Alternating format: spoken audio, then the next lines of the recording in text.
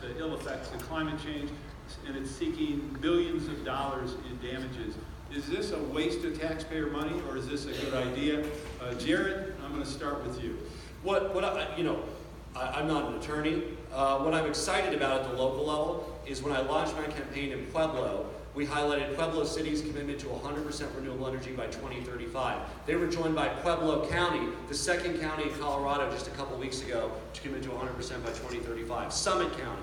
Over, I think, 11 municipalities is what we're at now across our state with bold renewable energy goals. And again, in the absence of leadership out of Washington, with Trump going the wrong way, pulling out of Paris and going backwards, we need local communities, cities, counties, and yes, the state, with our statewide plan for 100% renewable energy by 2040. I'm proud to be backed by the Sierra Club to get that done. So lawsuits may occur, lawyers will debate them, they'll get paid, judges will decide, but at the end of the day, I'm so excited by the groundwell of support at the local level. So do you support this lawsuit? Would you say you're for it or against it? Lawsuits aren't a political matter. So I mean, again, there's been lawsuits I filed amicus briefs in the past, and I'm happy to talk about those, but I haven't intervened in this lawsuit.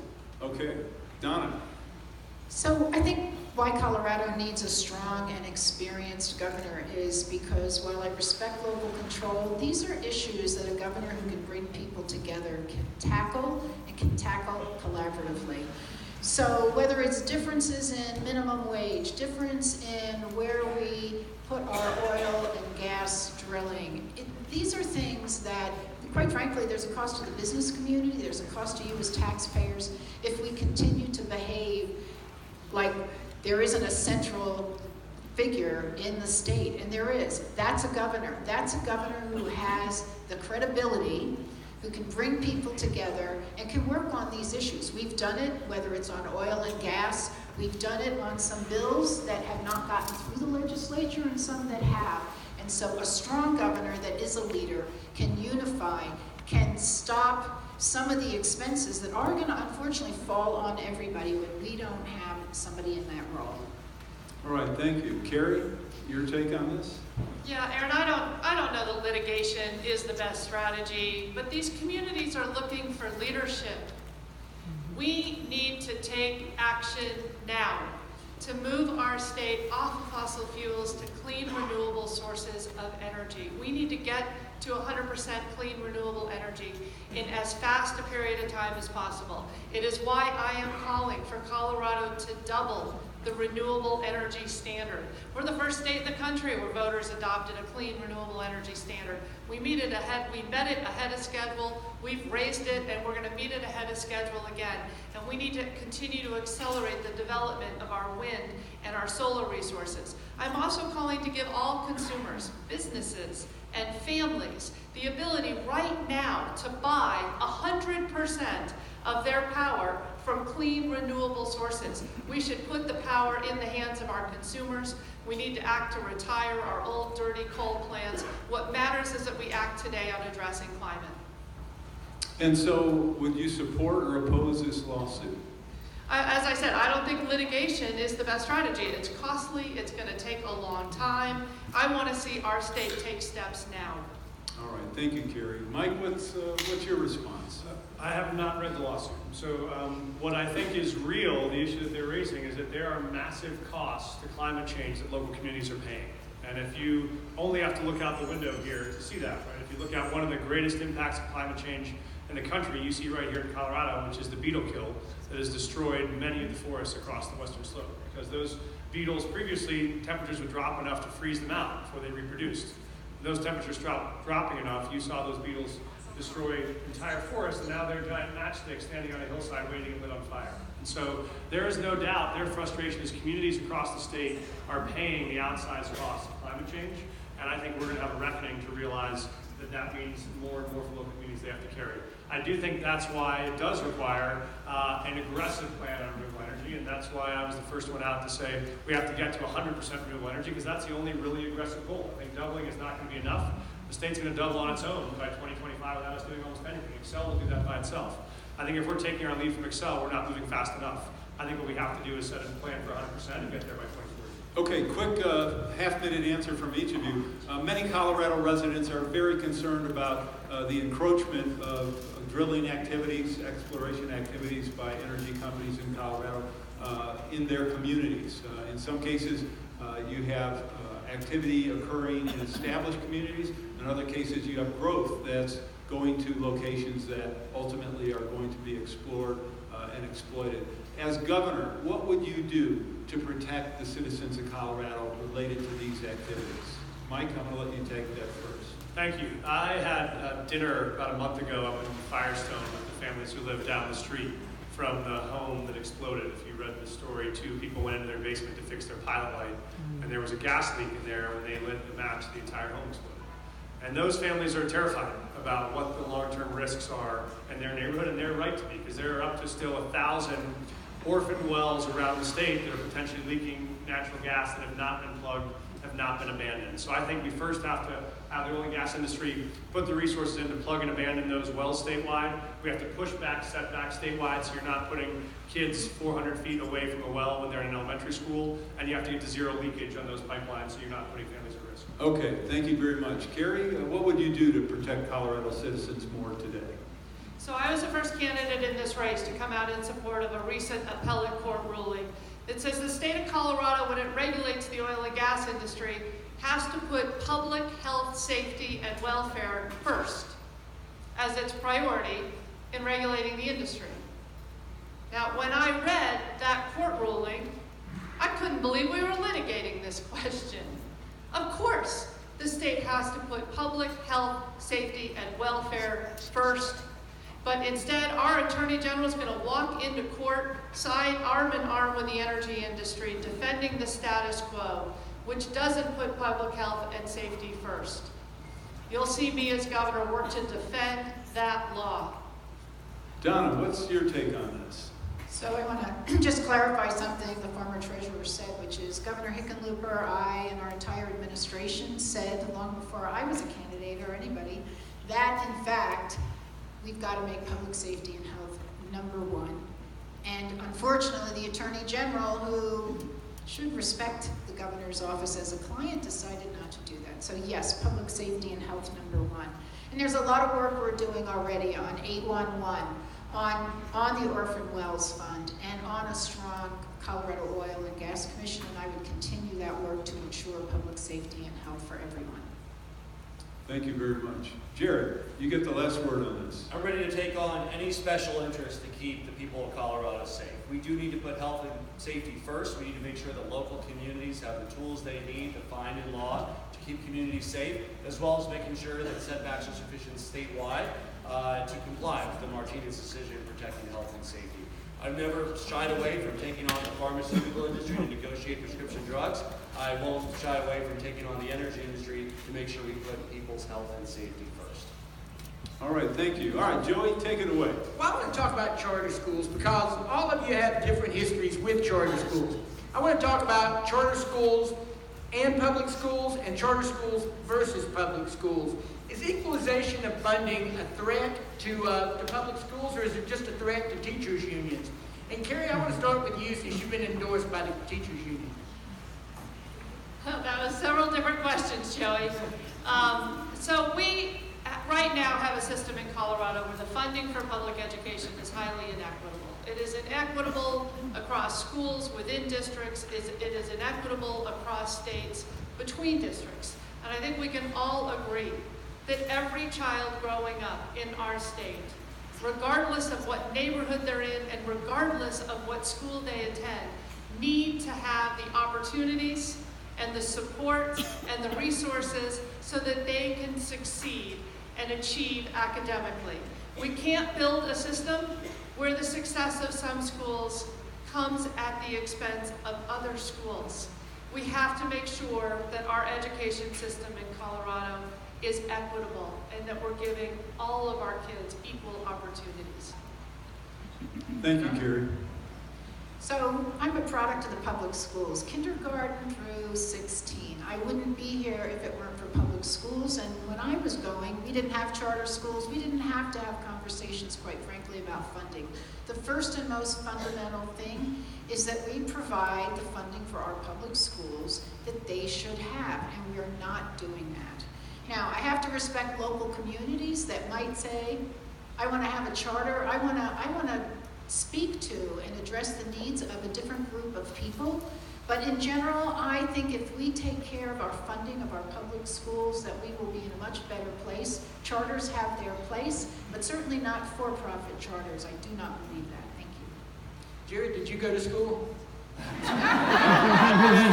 Yes. So I've started a couple nonprofit public charter schools in the Denver metro area, Aurora, Jefferson County, Adams County, working with first-generation immigrants, helping them learn English. I also co-founded one across the street from North High School in Denver for homeless youth. I'm for all public schools, and I think when we talk about teachers being undercompensated and investing in our public schools, that means district teachers and it means charter school teachers. It means all of them. We need to do a better job making sure that all schools are accountable, all schools are transparent. Just because something's a charter school doesn't mean it's bad, doesn't mean it's good. You have to look past that and say, how good a job are they doing educating kids? Same with the neighborhood school, same with the magnet school. So let's make sure all of our public schools are doing the best job possible, making sure that every child from any economic background, any race, regardless of geography, has the opportunity to succeed in our great state. But we're not talking about equalization of funding. Dollars follow students. And Donna and Carrie, if you want to speak a little more to that. Well, I think, so charter schools usually get around 90 to 95% of what other public schools get. People will argue is there some that should be withheld for administrative overhead at the district. I think that's appropriate. That's the way we've always done it. But again, what it means is a public school with site-based government. It doesn't mean it's good. It doesn't mean it's bad. Again, just like any school, a superintendent or a principal can do a bad job or a good job. A charter school can do a bad job or a good job. What I would not tolerate at all at the state level, any form of discrimination, completely against any for-profit schools, and we need the same transparency and accountability for all schools that receive public funds. Well, actually, the way that this was addressed last year in the legislature, and I thought it was pretty wise, was to allow it to go to the local school district. And as I said, a charter that a local school district or local community thinks they need, they want, is important, and they can also make the decision around whether or not they have equal funding. Thank you. Thought you were going to push harder, Joey. Nobody answered your direct question. Should you equalize funding for charters and district schools? The answer is yes, you should. And that is because they are both public schools, and if a local school district chooses to give a school a charter, then they should also fund it. The reason why we're having this battle is because we're not funding any of the schools adequately, and so that's why there's a fight over table crumbs. But I think the basic principle has to remain, which is yes, if you have a public school that is opened by a public school board, that should be able to be funded equally. So I support that. Carrie, why isn't that happening? I think there's a concern in some communities, not all, but in some, that when a charter school opens up, it's pulling resources out of the neighborhood school. And I think people agree that we need choice in education. I believe children learn differently. And having schools that are uniquely focused on individual kids' learning styles is a good thing. But we're not going to succeed if when we open up a charter school, the neighborhood community feels like they're going to lose their music program or they're going to lose their after-school activities. We have to make sure we're making the investment and the commitment to support all schools. Choice is meaningless if the neighborhood school isn't also a great choice. So one of the issues I think that's really important in education, and all of you have addressed it in different ways during the course of the campaign, is the issue of should Colorado provide universal preschool for and full-day kindergarten for Colorado kids. I'd like to know, and Mike, I'll start with you and work our way back down. Is this something we should do, and how should the state fund it, given that nonpartisan estimates of doing both of those are in the $900 million a year arena? This is really important, and it's also really important how you pay for it. So, yes, I do believe that the state ought to fund full-day kindergarten, which we don't currently fund now, which is a travesty. And we ought to eliminate the preschool wait list so kids who want to get access to preschool as 3- and 4-year-olds could get that, because it means they show up to kindergarten ready, which actually saves the state money long term. I have a concrete plan to fund this, which is I propose going to the ballot in 2020 and repealing some of the worst parts of Tabor so we can actually fund our schools and pay our teachers what they deserve in this state. And to do that would allow you to put $100 million into teacher pay, and it would allow you to put almost $300 million into full-day kindergarten and preschool. The actual cost estimate on full-day kindergarten is around $230 million a year, and preschool is about the other 50 to 70.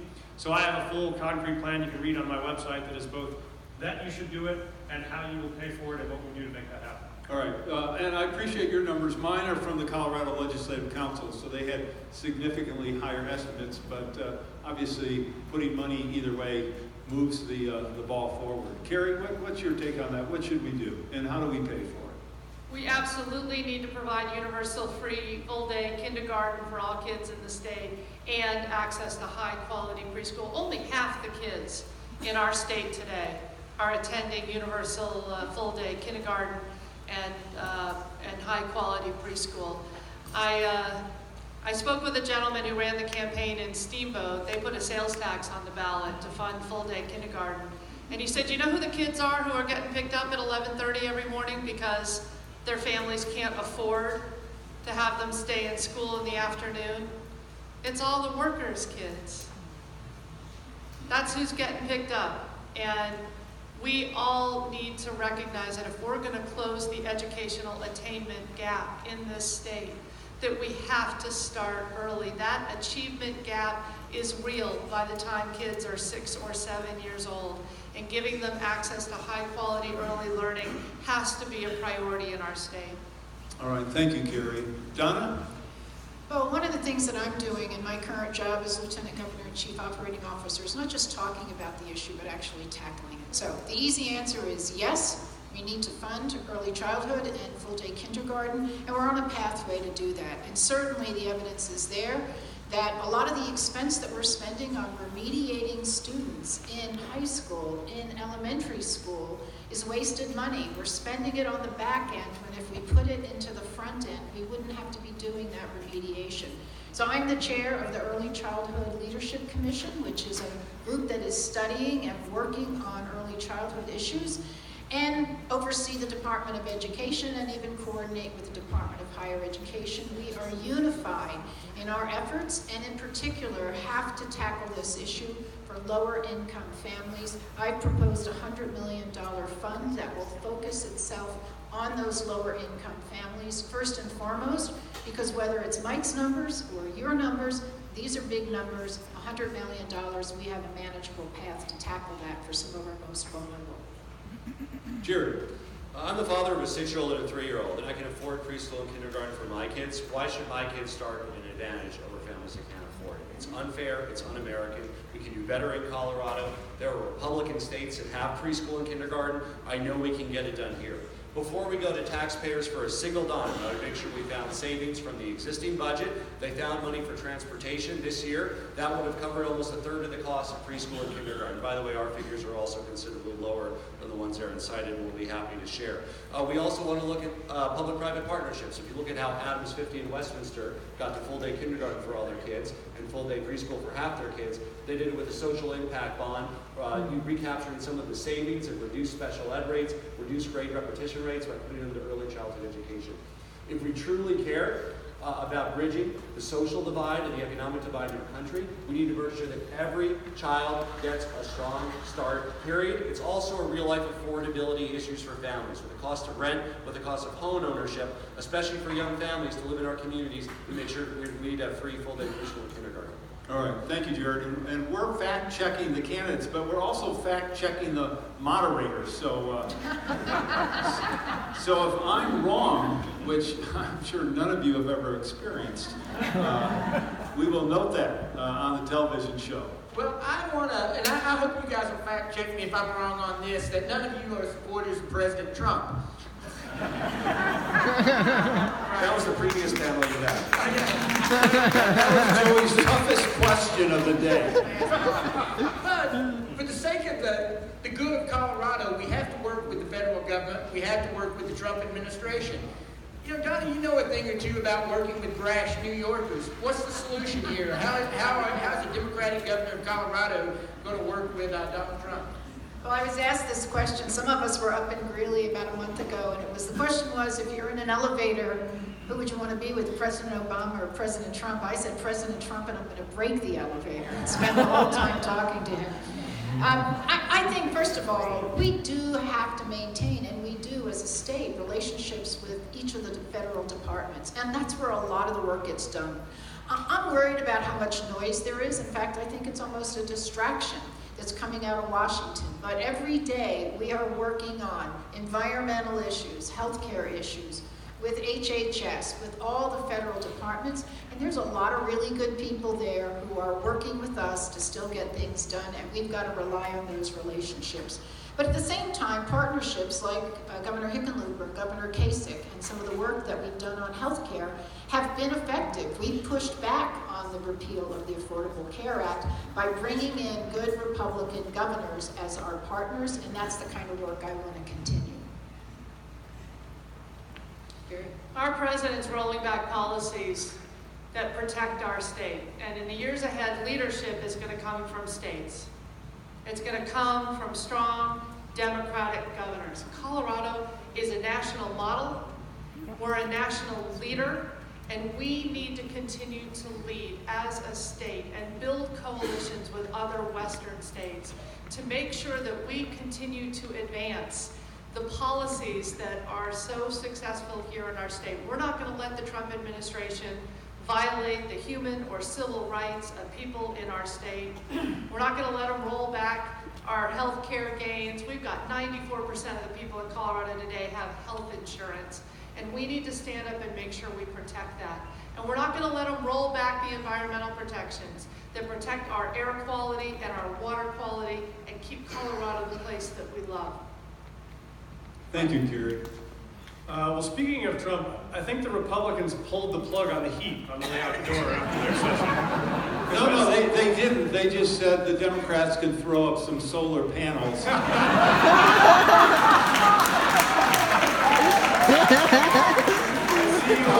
Mike, wow, it's raining. I see you all huddled in here with, blankets over you, like it's drawing you closer together. That's the purpose. They were depending on a minimum quantity of hot air to come from the building. Well played. So to answer your question, I found as a school principal, you give every kid a second chance. But you also never allow anyone to bully other kids in your own building.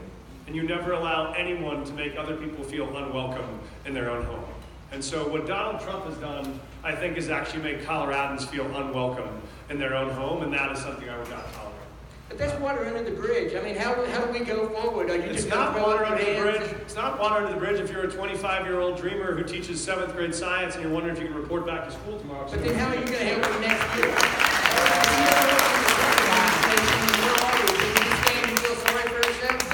No, it's nothing. So my point is there are certain protections that are not up for compromise. And there are certain things that I would not negotiate and certain things that I will not be blackmailed over. But the question... Yeah, I'll answer the question. But are there things that I would work on? Sure, if he wants to make a real effort to fund an infrastructure project that would actually widen I-25 in Colorado Springs and put the revenue that we don't want to have to cover entirely from state taxes in to support infrastructure needs for the 21st century, be delighted to work with him on that. Gary, how about Donald Trump is a threat to the integrity of our republic, with the charge of in addition, his divisive politics, he is a bully. He picks on whoever is weakest. One day he picks on disabled Americans, and he picks on women, he picks on immigrants, he picks on Muslims. And we need a governor who is ready day one to go toe-to-toe with Donald Trump. In that area, I have the most experience doing it. I've gone toe-to-toe with Secretary Zinke to oppose privatizing our public lands. I've gone toe-to-toe with Betsy DeVos, who's more interested in privatizing our public schools than supporting public education. So I am ready to stand up for Colorado values. Again, while I do that, if Donald Trump wants to invest in infrastructure and it's not just going to his contractor buddies and public-private partnerships, I'll be willing to have that discussion. But color me a skeptic. I think that this president is a threat to our Colorado way of life. back to the individual questions, and Jared, it's a good question for you, and it follows up on our discussion of energy just a minute ago.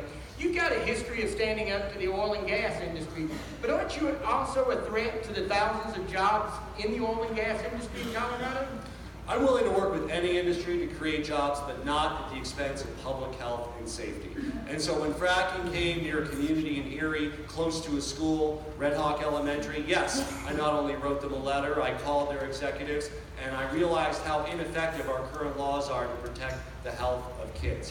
So look, we have a lot of industries in this state. And obviously I'm pro-business, and we need jobs, and people need jobs. When it comes to standing up against the pharmaceutical industry because Americans pay 5 to 10 times as much for prescription drugs, that's wrong. When it comes to standing up to oil and gas because they're drilling too safe to homes and without practices to keep people safe, that's wrong. And you know that I will always be on the side of the people because I'm not taking any corporate or PAC money, and I'm not beholden to anyone except the people who put me there.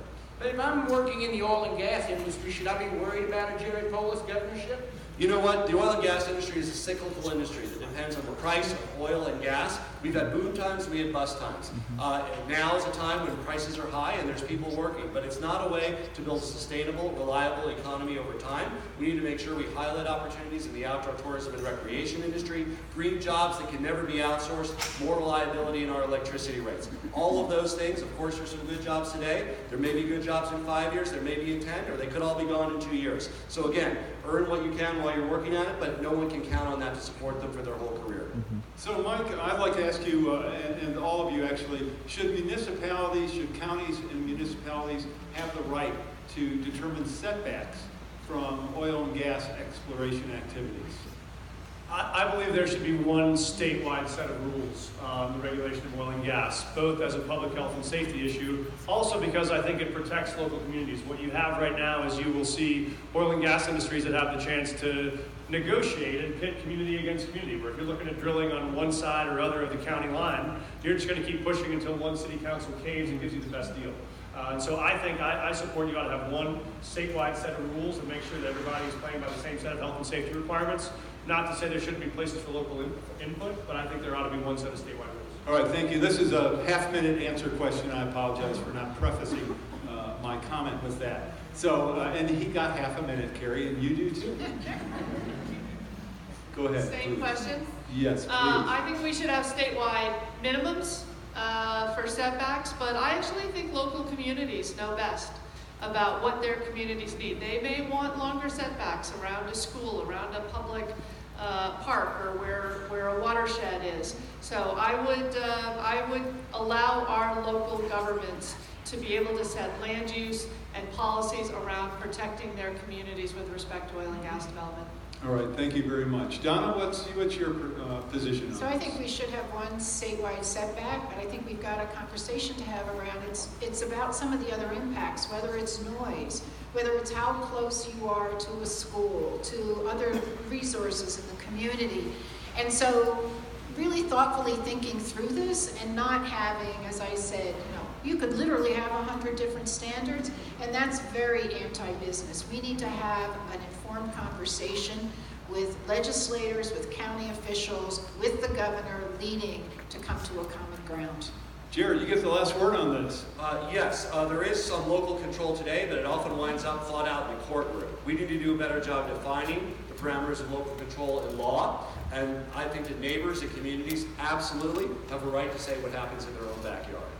So Colorado also has one of the lowest, relative to some of our neighbors, severance tax rates, where the state gets money to fund activities from oil and gas, from any mineral, actually, exploration.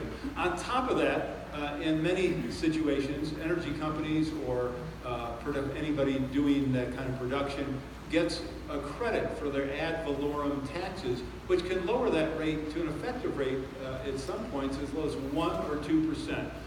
What should we do, if anything, about the ad valorem tax and about the severance tax rate, especially when you compare us to our neighbor Wyoming, which has banked hundreds of millions of dollars for the future, which we simply have not done. Jared, I'm going to start with you. Yeah, again, I'm focused on the health and safety, the setbacks, the local control side. I've never come out in support of any new tax proposals. I think we need to make sure we get it right in terms of keeping people safe. When we don't pass that threshold, you don't even get to a discussion about taxes. All right, Donna. I'm just going to point out that you keep going to either end, and Carrie and I are getting shortchanged in terms of going first. Who's going last? Who's going last? In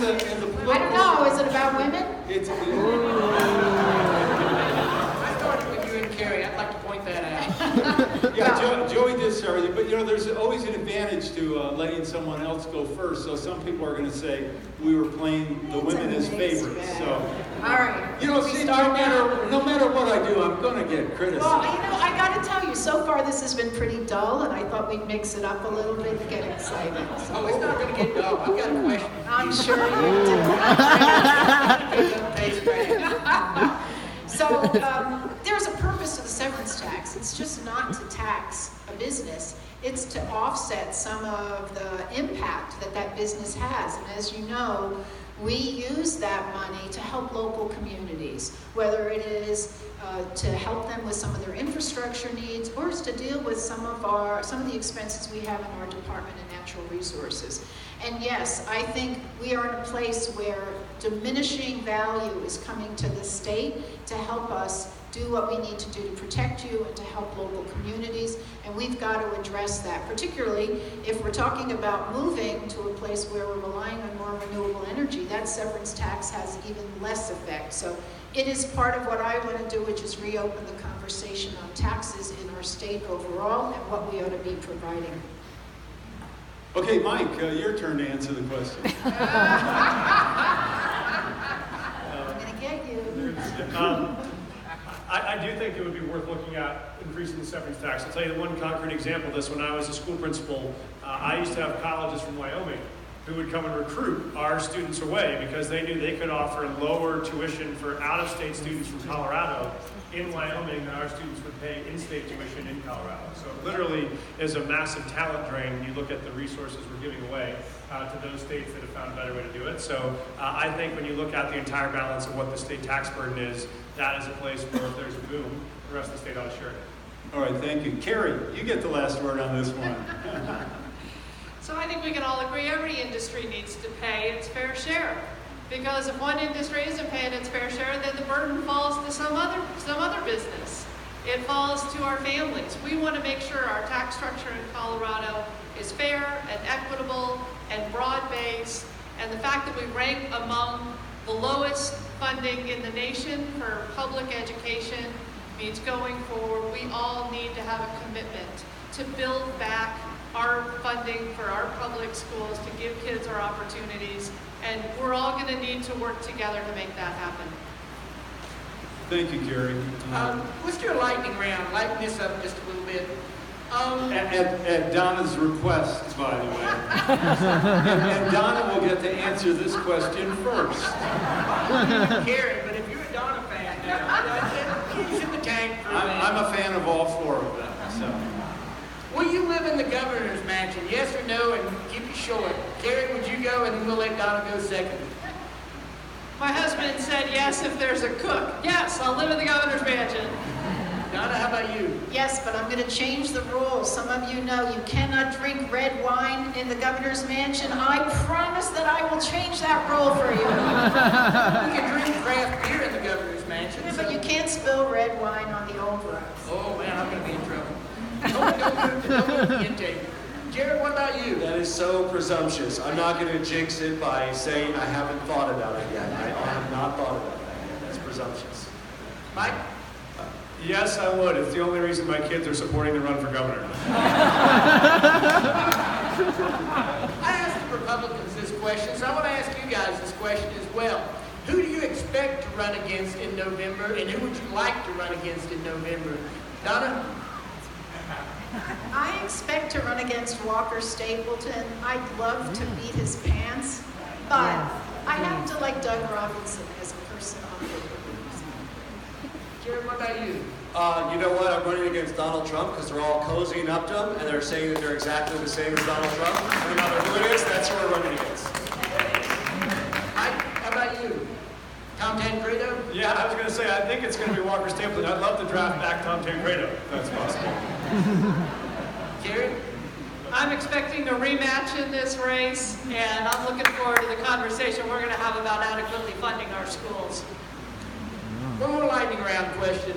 Would you support bringing the Olympics to Colorado? Mike? I would only if it came with a commitment to fund infrastructure and affordable housing. Gary, what about you?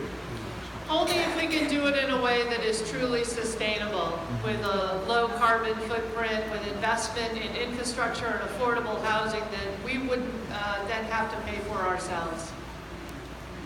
I'd support it if it's 100% privately funded and maybe even something on top of that. Much like the Amazon conversation, there's some benefit to having it in Colorado that anybody who wants to be here should pay back to us. Drew Marie. I say no. Color me a skeptic. I've never seen any community benefit from the Olympics other than leaving a legacy of debt for taxpayers and infrastructure that you don't need. So we need infrastructure for ourselves before we think about building it for people from other places for a 2-week period.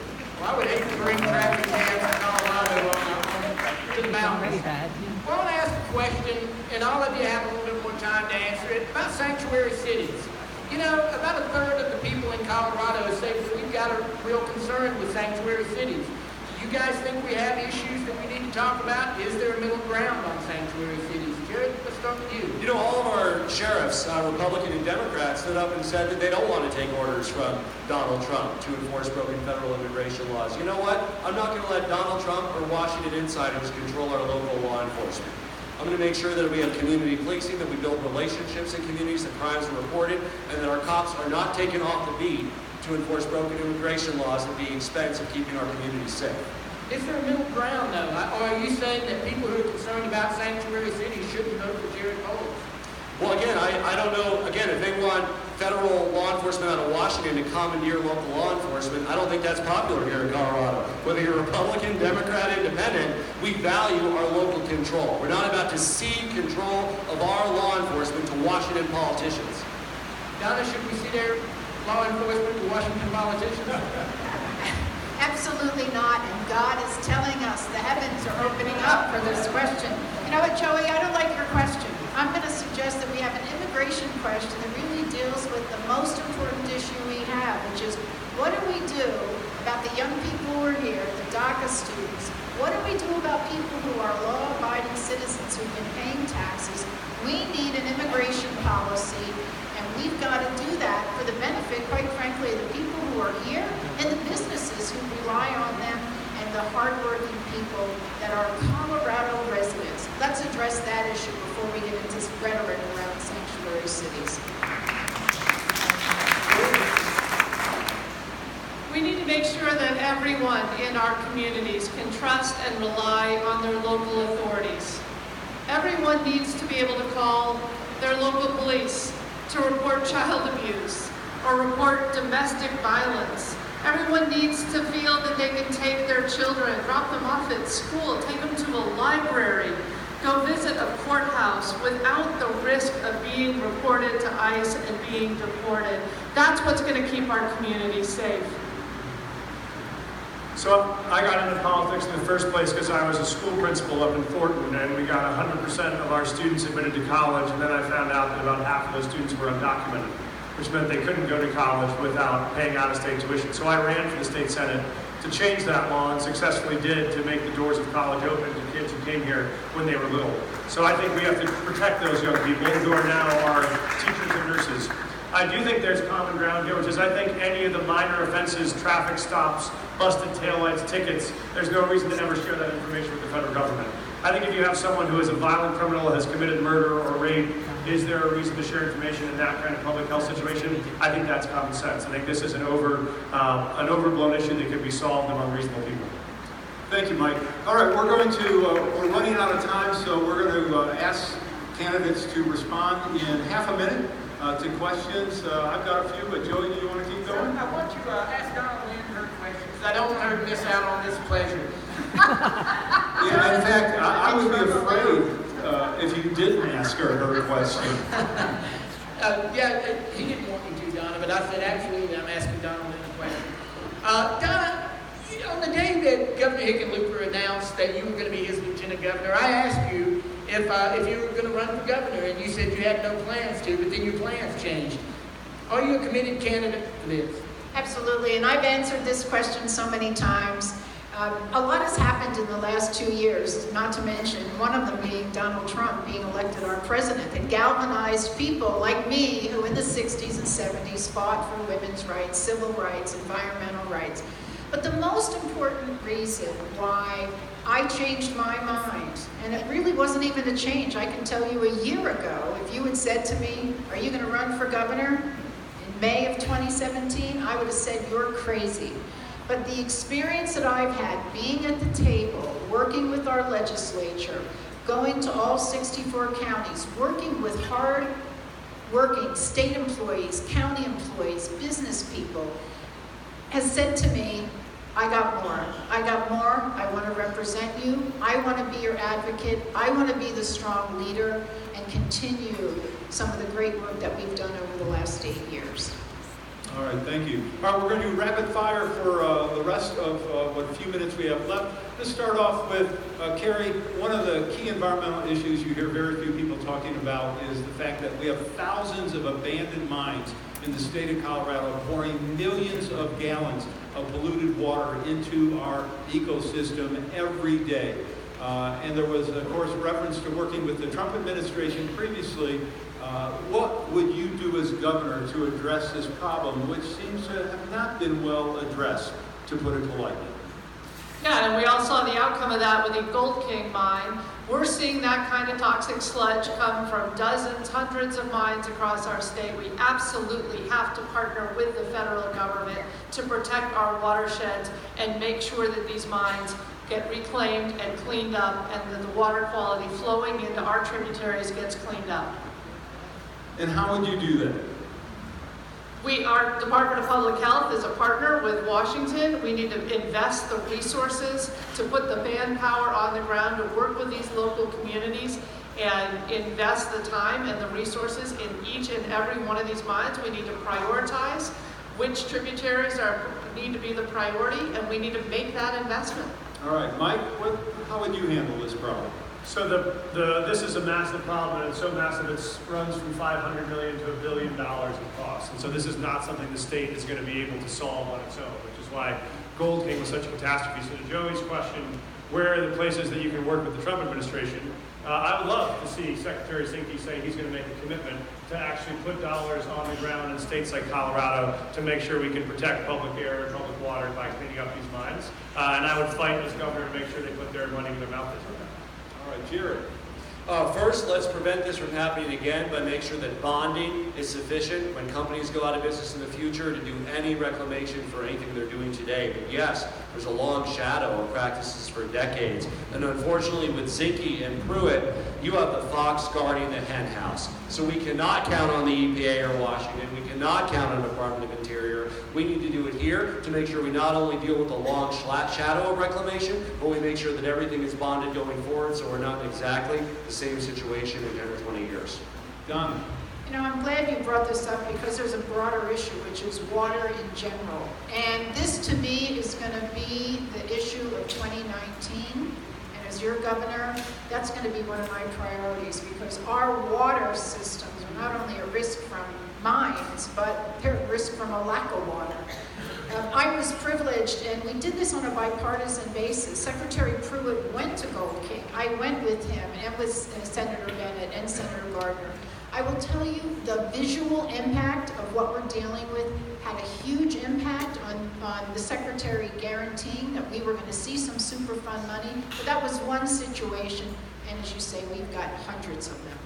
Well, a huge issue, of course, in the state and across the country involves guns and violence. And Carrie, I'd like to know, what's your solution to addressing the concerns of people, especially with tens of thousands, hundreds of thousands of Colorado kids going to school worried about what might happen that day to them? So as a mom, my daughter's high school was put on lockdown last spring because there was a shooting outside. When I got that headline this week, as parents and grandparents have gotten those headlines too many times about yet another gun shooting, it just terrifies and breaks our hearts. We should not have to live in fear of sending our children to school or sending them to the movies. So the first thing we need to do is ban military-style assault weapons. The weapons of war that are designed to kill as many people as fast as possible, and all the devices that convert firearms to military weapons of war, bump stocks and silencers. I helped develop a program that is rebuilding hundreds of schools across our state. I just visited one where they're putting in security, where they're keypad swiping kids into that building, and there's only one entry door, and they're buzzing folks in. They know who's coming and going. That's the kind of investment we need to make to protect our kids. Thank you very much. Jared, how would you address this? You know, no parent should have to worry about the safety of their kid at school. And let's start with what we don't want to do.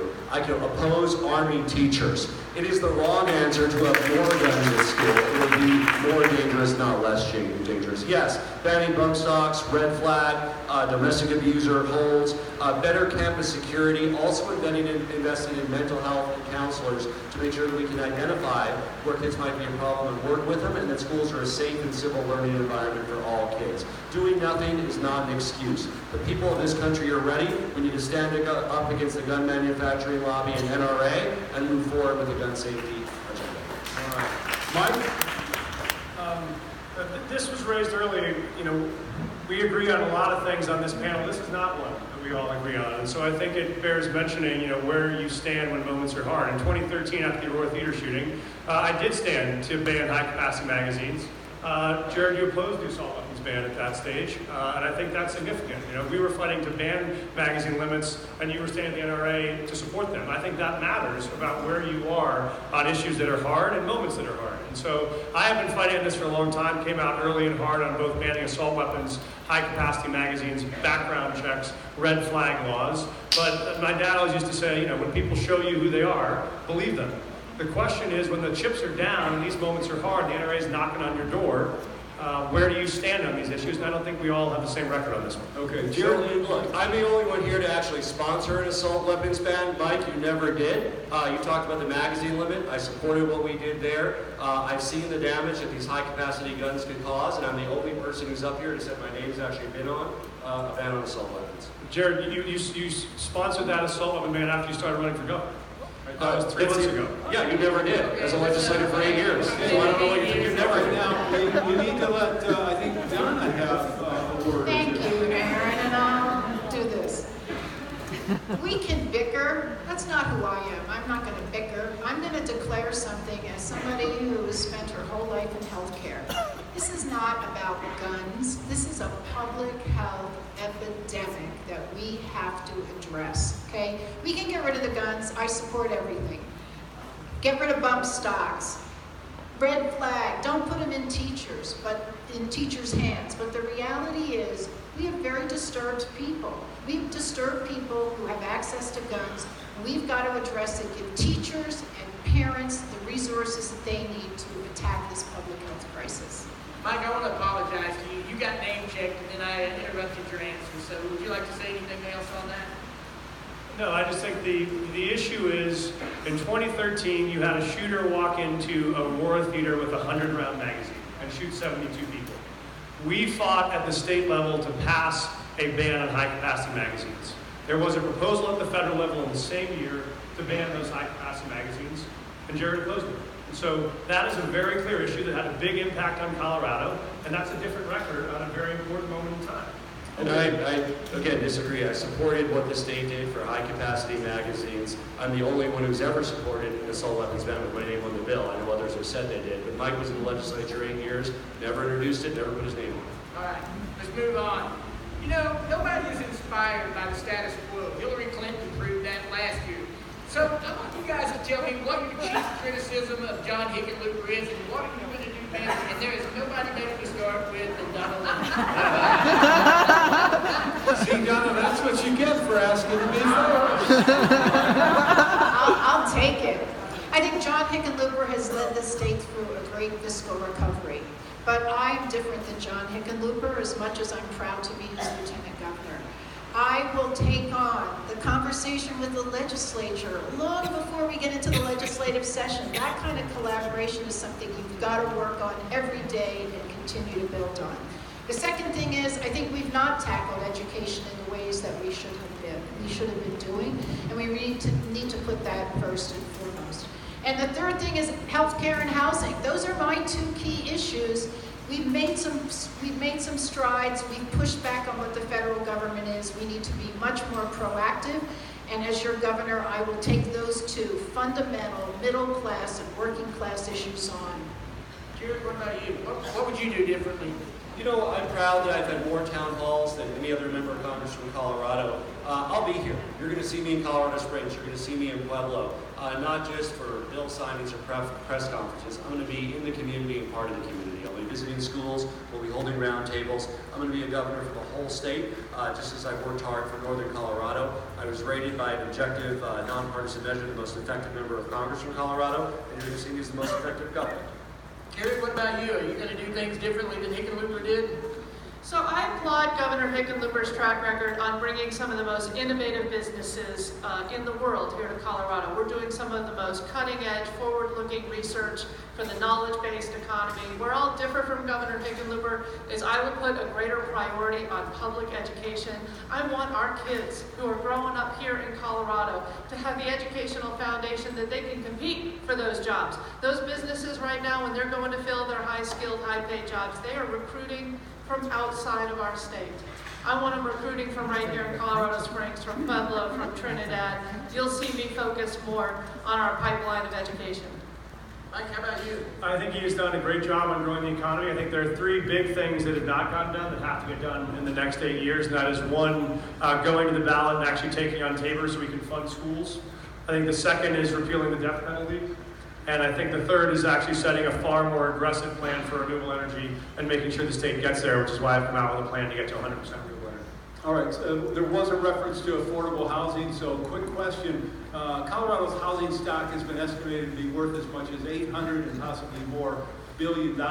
If you wanted to increase housing stock for affordable housing by just 10%, it could require, that means, an investment as much as, not necessarily, but as much as $80 billion. Most of the proposals made by candidates, by people in political office, don't even scratch the surface of the real need and demand for affordable housing. I'd be interested if any of you have a plan that you think is really going to make a substantial difference. I'm going to start with you, Carrie. So as the Chief Financial Officer for the City of Denver, I helped develop the financing for the first affordable housing fund. It's building, constructing 6,000 affordable units in the city. As governor, you will see me create the state's first affordable housing fund. I'm calling to seed that fund with $50 million of surplus unspent property funds. There are a lot of affordable housing projects around our state that get 70 or 80% financed through private investment, through tax credits, but they've got a financing gap. And so for a relatively small investment of public tax dollars, we can get those projects built and expand the supply of affordable housing in communities so that people can continue to live in the places where they grew up, they can work in the place, live in the places where they work. All right, Mike.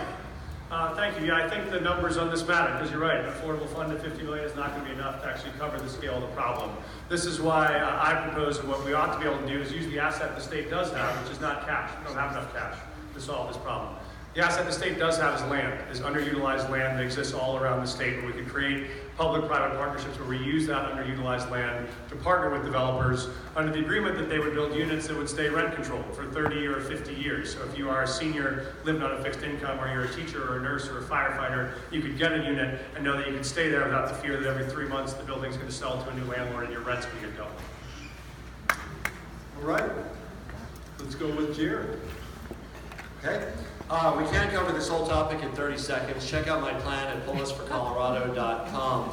I've actually done some of these public-private partnerships that Mike talks about. We partnered with Summit County. We did a 40-acre land exchange for affordable housing. When we talk about affordable housing, I want to broaden the discussion. It's not just about a place to live. It's also about wealth building. We need to help people, first-time homeowners, with down payments. We need to help people build wealth in their homes. I launched my campaign in Colorado Springs at Save-A-Lot Grocery Store, an employee-owned grocery store. The two best ways to build wealth: employee ownership and home ownership. So housing is not a singular issue. It's about economic development. It's about transportation. And having a strategy and having a leader at the state who understands both businesses and individuals is really going to be important. We've got an amazing resource in the state, and he's here in this office, General Halter, who some of you know from Colorado Springs, who leads the Department of Local Affairs, but the resources that he has and that department have, as well as the focus on housing, is something, I have one simple thing we're going to do. That's going to be a cabinet level position, having somebody who is in charge of housing and is going to think about this. It's not just about money, it's about collaboration with communities and with private developers and the state of Colorado. All right, thank you very much. I want to thank our candidates. First, I want to thank Kyle Hibble and the El Pomar Foundation again. Dan Freeman,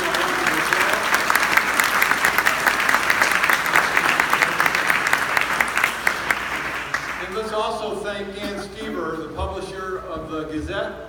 Let's give him a round of applause.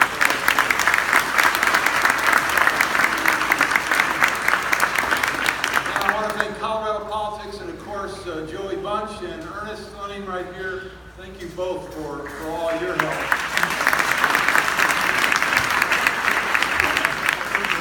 And most of all, no matter where you fall in terms of what candidate you support, it's really an extraordinary sacrifice for a person and for his or her family to be a candidate for office, and especially a statewide candidate for office. So please give our 4 candidates a round of applause.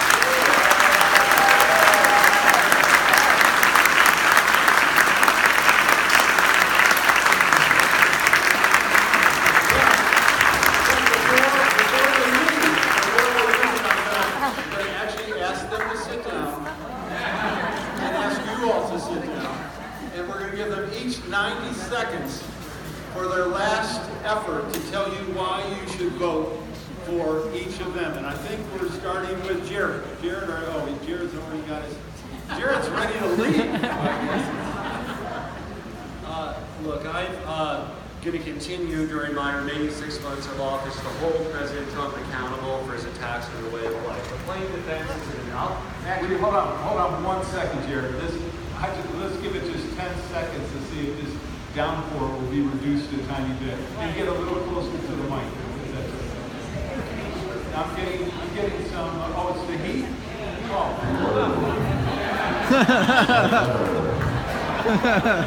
Hi, everyone.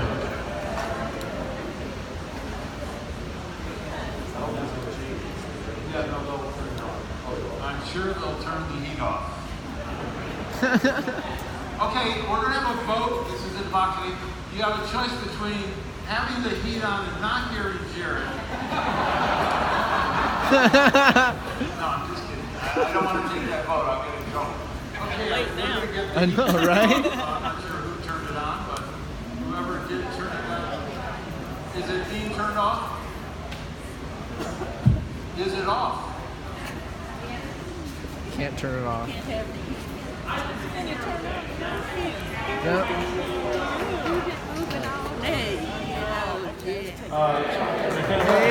Okay, there we go. Now it is off. All right, we're going to wrap up with a 1.5 minute summary from each of our candidates. We will start off with Congressman Jared Polis. So I'm ready to use my last 6 months of office to hold President Trump accountable in Washington.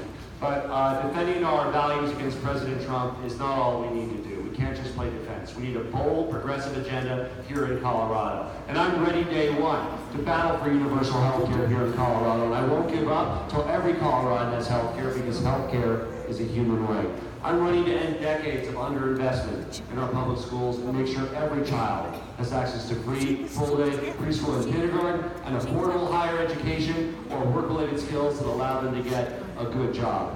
I'm ready with a plan to get to 100% renewable energy by 2040 or sooner. In the absence of national leadership, we simply cannot afford to wait. We need to roll up our sleeves and get it done right here in Colorado. I'm proud to be endorsed by Sierra Club. We're going to build our renewable energy future to make Colorado more competitive, to make our air cleaner, and create good green jobs. I'm Jared Polis. You can find out more about my plans at polisforcolorado.com. Please sign up to help. We have detailed policies on all of these, and it's a little bit hard in the context of a minute or two to get them out there. But I encourage you to look at our policies, and I encourage your feedback.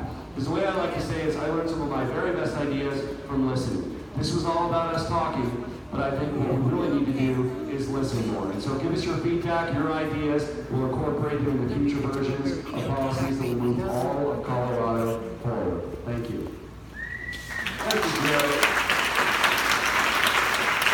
And I apologize to the women, but by prior arrangement, Donna goes next.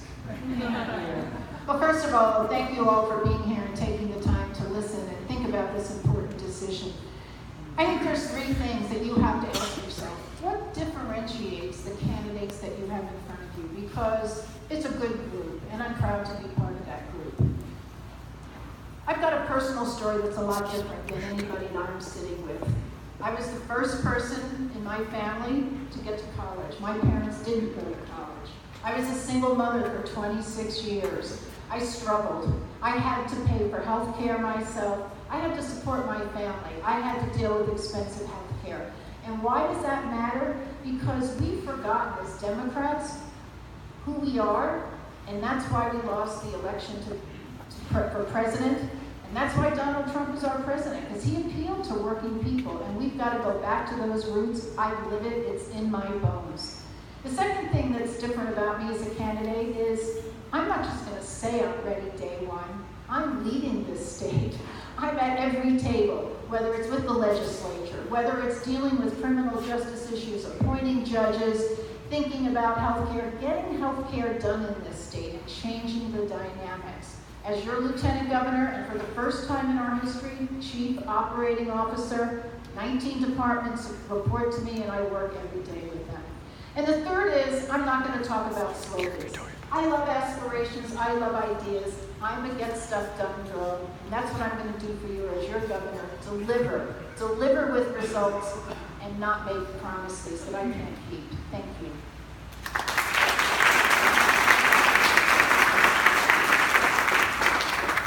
I'm sorry, Carrie, but you're next. It's been a privilege for me to help lead this state. I think we're all so proud of Colorado. We are so proud of what our state has become. We are an innovative and forward-looking state, and we have built one of the top economies in the nation. I am running for governor to continue the great work that we're doing here in our state, but also to make sure that our success, our prosperity, reaches everyone. There are three things I think we need to do. First, we need to make public education our state's #1 priority. I grew up with 3 brothers and sisters who joined my family through the foster care system. And I also have a sister who joined our family through her church. So I grew up with brothers and sisters who didn't have the opportunities that I have been given. And I saw firsthand how important it is that kids get opportunities through their public schools. It just isn't acceptable that we have the #1 ranked economy in the country and our investment in education ranks at the bottom. You will see me lead as governor to change that. We also need to keep health care accessible and affordable for everyone. It's why I am calling for Colorado to offer a public health insurance option for everyone. And finally, we need to protect this beautiful state. Our air quality, our water quality, we need to protect our open space and our public lands as our population continues to grow.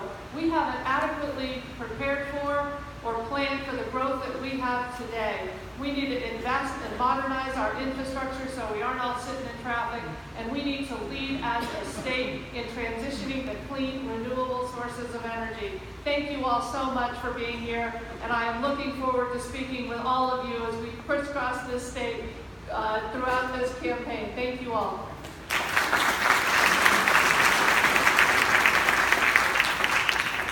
Michael, the floor is all yours. Thank you all so much for being here. I think it is easy at this moment to look around the country sometimes and say, wow, how did we get here? How did we get to a place where the country feels more divided and more dysfunctional than it has ever before?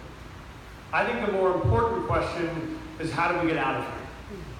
And that is a place where I think Colorado is distinctly prepared to lead, because this is a state that throughout history has refused to be divided.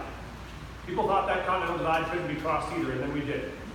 And we built families and communities and businesses on both sides and built a place that everybody in the country wanted to move to. It is going to require someone right now who's going to be able to bridge those divides again.